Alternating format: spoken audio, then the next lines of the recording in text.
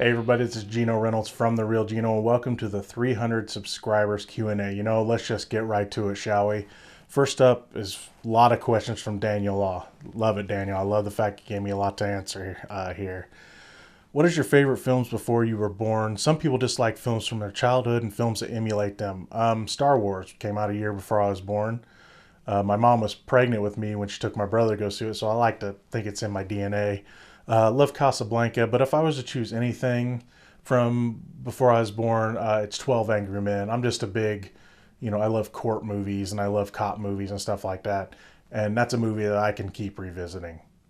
Which black and white films would work better in color or vice versa? Honestly, I don't like the colorization of black and white, and there's not a movie I could really think of that would make it better. Though I don't know if it'd make it better, it'd just be kind of cool to see. Mad Max Fury Road was supposed to be black and white, so that'd be kind of neat. And anything from Tarantino, especially something like Pulp Fiction, would probably look pretty cool in black and white. Like I said, I don't think it'd make it better, but it'd be interesting to see. Will you ever review classic films or re-releases? I'd like to. Time is an issue for me. This isn't my full-time job. I work a full-time job, and then this is kind of my hobby. One of these days, I'd love to make a little money on this to support the habit, so to speak. There is some classic movies I'd like to look at, but as there's a lot of times so many new movies coming out, I try to make them priority since a lot of people are interested in that. But if I get a chance to, yeah, I'd probably look at some classic movies. What's your favorite horror movie? Probably not a popular one, but Nightmare on Elm Street 3, The Dream Warriors. I also have a guilty pleasure for Nightmare on Elm Street 6, Freddy's Dead. There's a story about me, my mom, and my grandma going to see it in the theater, which is pretty funny. Um, my grandma didn't know what to think, let's put it that way, in 3D. But no, I love Dream Warriors because I love the idea of Freddy being fought off in the dreams, people like commanding their dreams, becoming warriors inside the dreams. Plus, this is where Freddy started to become funnier. We all know what scene that started with. It's when he picked up the girl and popped out of the TV and said, "Welcome to prime time, bitch." That scene started to make the wisecracking, funny Freddy out of the scary Freddy. So for me, as a big Freddy mark, Nightmare on Elm Street 3 is my favorite. Do you have any interest in making movies yourself? I used to. In college, I wanted to play with it a little bit, but I kind of got out of that and got into the editing and everything else. You know, I like the idea of maybe, I don't want to be a star or anything, but I liked being involved in being in a movie. I was technically an extra in the movie The Informant because they filmed it at the TV station, or part of it at the TV station I work at. And you actually see me and a couple of my friends pop up on camera, which is kind of cool. That's the back of my head, but I know it was me. I know what I was wearing that day. And I got to meet Matt Damon that day, so that was kind of cool. So yeah, do I have any real interest in making them? Not anymore, not really. Would I be involved in people making them, like helping people make them? Sure. Will you be doing more videos of Brad Jones? Probably. He kind of calls me up. We live a couple towns away from each other, and he calls me up if he kind of needs someone to cover. I'm not officially part of, Team Snob or whatever, but, if he needs someone to come review a movie with him, me and Brad, I like Brad a lot. He's been helping me out, and, we've done a few together. I think we've done like 4 or 5 together, I think, something like that over the last few years, more so this year or this last year. And I love working with Brad. He's a really cool guy, and anytime I get a chance to work with him, I will. Next question: do you ever have a problem with conflict of interest, disliking someone for something they've said or done, and then having to review one of their films? I try not to let it bother me, but an example I can give you of when I had to really think about it was when Chris Brown was in a movie called Battle of the Year. I knew I wasn't gonna like the movie anyway because it's one of those dance movies. I'm just not a fan. But it was around the time when he was beating up Rihanna and all those pictures of her came out. So yeah, that was kind of hard to want to like him.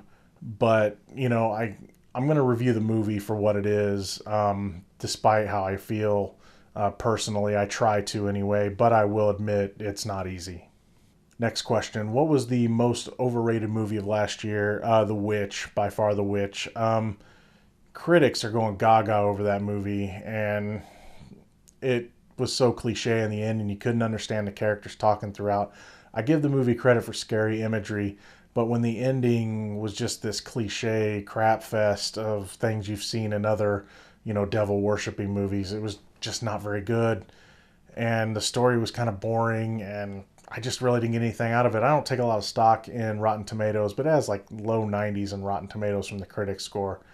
And for me, other than the imagery, if the ending would have been a little different or better, I might have forgiven it a little more or just thought it was okay. But the ending was awful, and it just destroyed any credibility this movie had with me. So yeah, The Witch is by far my most overrated movie of last year. Last question from Daniel. How would you rank the Star Wars movies? Well, I'm going to go from best to worst. Empire, Jedi, New Hope, The Force Awakens, Revenge of the Sith, The Phantom Menace, and Attack of the Clones.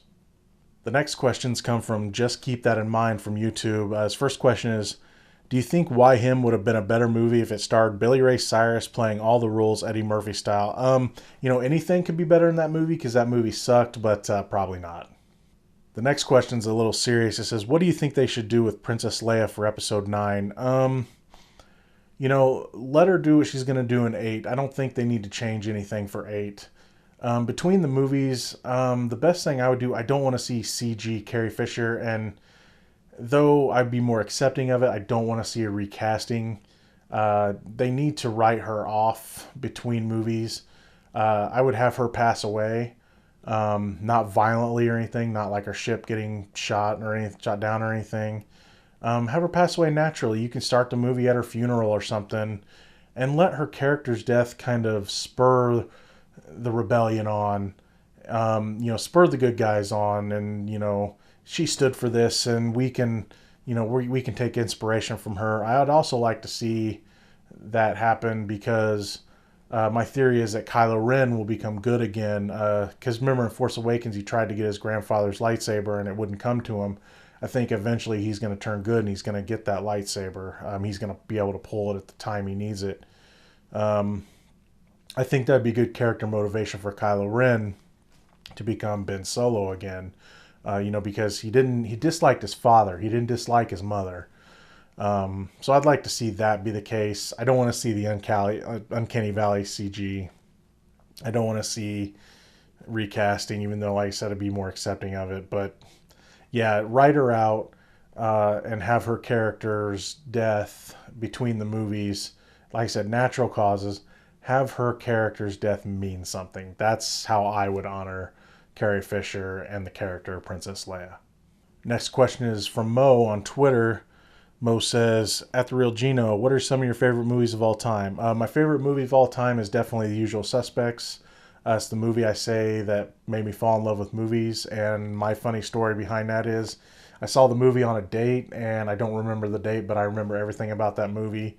I buy every version that comes out on DVD or whatever. If it's Christmas time, it's The Ref or Die Hard. I love Tarantino movies, especially Pulp Fiction. The Star Wars series. If I'm in a silly mood, it's UHF. The 80s Transformers movie, not that Michael Bay crap. I'm a big fan of Mel Gibson's Payback. I like the theatrical version better than the director's cut, but I think director's cut's fine too. I love Donnie Brasco and, as mentioned earlier, 12 Angry Men. Next questions come from John Hendry. The first one is, are there any movie sequels that people generally think are bad and I think are good? The one that comes to mind would be Live Free or Die Hard. Though I had a problem with it being PG-13, and then the R-rated version that came out on DVD was really forced, I didn't think it was a terrible Die Hard movie. Now, the next one was awful, but Live Free or Die Hard, while not as good as 1, or as good as 3 especially, it was passable. I mean, you had an aging John McClane. They handled it the best they could. They should have stopped there. But of course they didn't. But yeah, I would say, if anything, I like Live Free or Die Hard better than most people. Next question. Steven Spielberg said not too long ago that superhero movies will soon become irrelevant like Westerns. Do I agree? Not really. Do I think they need to change? Yes. With DC trying to copy Marvel and Marvel ruling the roost, Marvel needs to change things up, and I think they're going to after the next big Avengers movie. I think we're going to see more solo movies, more team-up movies, and not so many big movies where the world has to end, because I think people are kind of tired of that. I'd love to see the more personal, personal movies, or like they're going to be testing the team ups with Thor and Hulk, and then looks like Spider-Man and Iron Man might team up a little bit in the Spider-Man movie. So I think they're testing that out, and I think that's where they're going to go. Will people eventually get tired of them? Probably, but as long as they change things up and keep things interesting, they're going to be going for a long time as long as they keep making them good as well. The last question comes from John. He asks, of all the famous people I've met, who is the nicest and who is the biggest jerk? There's a lot of great ones. If you go to a con, you do kind of, have to roll the dice. But Michael Shannon was great. I'm in love with Rosario Dawson, and she was amazing. She was everything I'd hoped she'd be. Roddy Piper was great. I did an interview with him, and I will put that in the description below. Great guy. I really miss him a lot. Heather Langenkamp was great. I interviewed her as well, and I will put that in the description below as well. The Undertaker, I'm a big wrestling guy, and he was my number one guy I ever wanted to meet, and I got to meet him. Now, you're always afraid that they're not going to be nice or something, but he was just fantastic, and he even stayed like an hour and a half late to sign everybody's stuff, and that was really cool. But my story is going to go like this. The argument people have is, who's better, Kirk or Picard? It's an easy answer for me. It's Picard, because Patrick Stewart is awesome. When I met Patrick Stewart, he was just really cool. Whenever I signed, and I had him like sign like 2 Professor X things and 1 Star Trek thing, and there was a thing with him and Ian McKellen. He's like, "Oh, you're gonna have Ian McKellen sign this," and I said, "Oh, I hope so." One of these days, he goes, "You tell him to sign it right here, and I'm gonna sign it right here because that's just how it's done." He was really cool, and it was funny. And on the flip side, when I met William Shatner, long story short, I had him sign something from Fanboys. And if you haven't seen that movie, he's got a great cameo in it. And he seemed really mad at me because of that. He has a great quote in it, and I put the quote on the paper, and he's like, "Fanboys, really?" And just kind of shook his head. And I'm like, "Yeah, I loved you in that movie." And he just kind of shook his head and rolled his eyes and signed it. Just kind of flipped it to me. And as I was walking out of the line, I got a dirty look from him because I yelled that was the best $75 ever spent.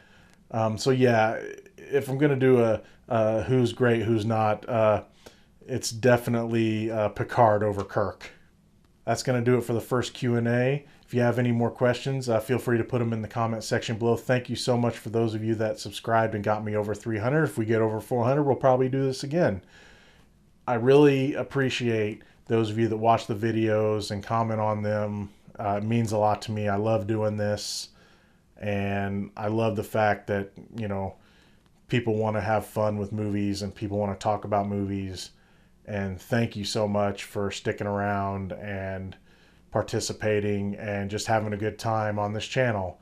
Until next time, remember, it's only just one guy's opinion. I'm Geno Reynolds from The Real Geno. Until next time.